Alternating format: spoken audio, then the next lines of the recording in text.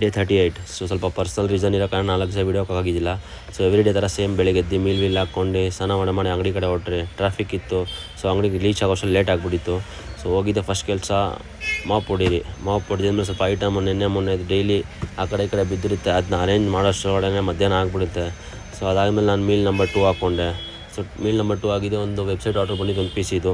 ಅದನ್ನ ಅಸಂಬಲ್ ಮಾಡಿದೆ. ಸೊ ಮಧ್ಯಾಹ್ನ ಅಷ್ಟರೊಳಗಡೆ ಇನ್ನೊಂದು ಕ್ಲೈಂಟ್ ಬಂದರು, ಅವ್ರದ್ದೊಂದು PC ಫೈನಲೈಸ್ ಆಗಿ ಅವ್ರದ್ದೊಂದು ಬಿಲ್ಡ್ ಮಾಡಿದ್ರೆ. ಸೊ ಅದಾದಮೇಲೆ ಮೀಲ್ ನಂಬರ್ 2 ಹಾಕ್ಕೊಂಡೆ, 3 ಸಾರಿ.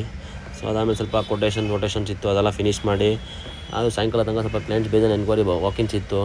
ಆಮೇಲೆ ಸಾಯಂಕಾಲ ವರ್ಕೌಟ್ ಬಂದುಬಿಟ್ಟು ನಮ್ಮದು ಇದು ಚೆಸ್ಟು ಮತ್ತು ಟ್ರೈಸಿಪ್ಪು. ಸೊ ಫಸ್ಟ್ ವೇರಿಯೇಷನ್ ಸ್ಟಾರ್ಟ್ ಮಾಡಿದ್ದು ಬಂದುಬಿಟ್ಟು ಫ್ಲ್ಯಾಟ್ ಡಂಬಲ್ ಪ್ರೆಸಸ್ಸು.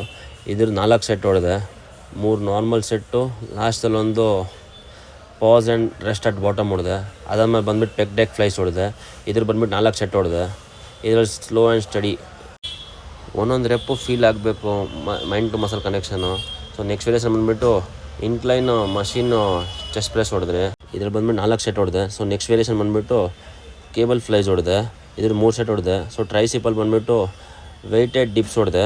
ಅದಾದಮೇಲೆ ಬಾರ್ ಪುಷ್ ಡೌನು ಮತ್ತು ರೋಪ್ ಓವರ್ ದಿ ಹೆಡ್ಡು, ಇದೆಲ್ಲದು 3 ಸೆಟ್ ಹೊಡೆದೆ. ಸೊ ಇವತ್ತು ವರ್ಕೌಟ್ ಮುಗಿಸ್ದೆ.